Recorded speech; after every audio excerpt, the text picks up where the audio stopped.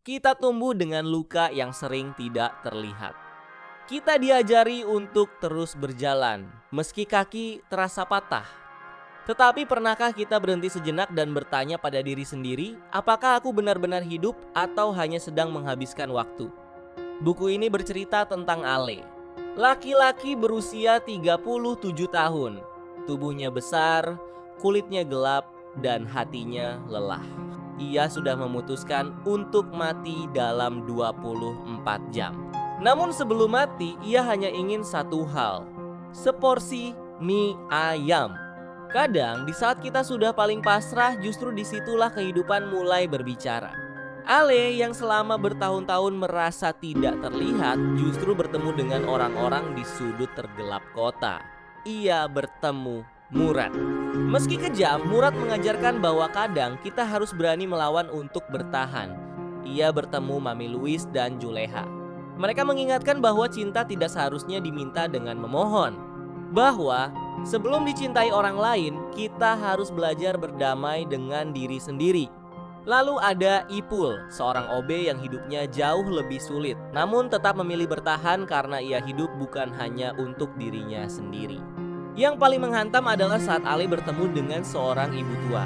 Seorang ibu yang memeluknya dan berkata, "Ibu bangga sama kamu." Kalimat yang selama 37 tahun tidak pernah ia dengar dari ibu kandungnya sendiri. Kita sering mencari jawaban di tempat yang jauh. Padahal, Tuhan sering meletakkan jawaban itu di balik seporsi mie ayam yang kita santap setiap pagi. Atau di balik sapaan hangat dari orang yang tidak kita duga. Ale belajar bahwa kunci bertahan hidup bukanlah selalu berpikir positif. Kunci bertahan hidup adalah kemampuan untuk menerima. Menerima bahwa tidak semua hari akan berjalan baik. Menerima bahwa tidak semua rencana berjalan lancar. Menerima bahwa tidak semua orang akan membalas kebaikan kita. Dan itu semua tidak apa-apa. Ia juga bertemu dengan Pak Jipren, seorang penjual kerupuk yang buta. Dari dia, Ale belajar bahwa orang buta pun bisa merasakan kehadiran kita. Lalu, mengapa kita yang bisa melihat ini sering melewatkan keajaiban di sekitar kita? Terkadang, untuk benar-benar melihat dunia, kita perlu menutup mata dan merasakan dengan hati. Mungkin kamu sedang merasa sendirian saat ini. Merasa tidak cukup baik, tidak cukup sukses, atau tidak layak untuk dicintai. Tetapi percayalah, ada yang melihatmu. Ada yang merindukan senyummu. Ada yang kehidupannya menjadi lebih baik hanya karena kamu ada. Ale akhirnya memilih untuk tidak memakan mie ayam itu. Bukan karena ia tidak lapar. Tetapi karena ia sadar masih ada hari esok. Hidup bukanlah perlombaan. Kekalahan tidak ditentukan ketika kita jatuh, tetapi ketika kita memutuskan untuk tidak mau bangkit lagi. Kita mungkin tidak akan menjadi orang yang dikenal banyak orang. Nama kita mungkin tidak tercatat dalam sejarah. Namun selama hidup kita membawa manfaat dan menenangkan hati orang lain, itu sudah lebih dari cukup.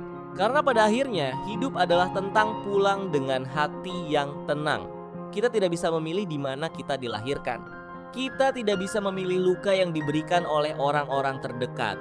Namun kita bisa memilih untuk tidak membawa luka itu sampai ke liang lahat. Ale memilih untuk memaafkan, meski kata maaf itu tidak pernah datang. Bukan karena ia lemah, tetapi karena ia tahu kebencian hanya akan membunuhnya lebih cepat dari pil tidur itu. Jika hari ini terasa terlalu berat, kamu tidak harus kuat sendirian. Cukup bernapas dulu, karena kadang bertahan adalah kemenangan terbesar.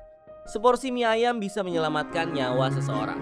Dan mungkin sepatah kata baik darimu hari ini juga bisa menyelamatkan nyawa orang lain.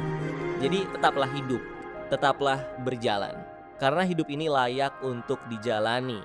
Sekali lagi, nah, itu hanyalah sedikit ringkasan dari buku ini. Masih banyak pemikiran, pelajaran, dan makna yang bisa ditemukan ketika membacanya secara utuh. Mohon maaf apabila ada kesalahan dalam penyampaian, pemilihan kata, maupun kekurangan dalam merangkum isi buku ini. Semoga ringkasan ini tetap bisa memberikan manfaat dan menjadi pengantar yang menyenangkan bagi teman-teman. Bagi teman-teman yang penasaran dan ingin membaca versi lengkapnya, jangan khawatir.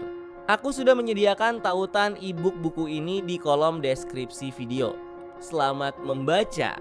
Semoga buku ini memberikan sudut pandang baru dan membawa banyak kebaikan untuk perjalanan hidup kita.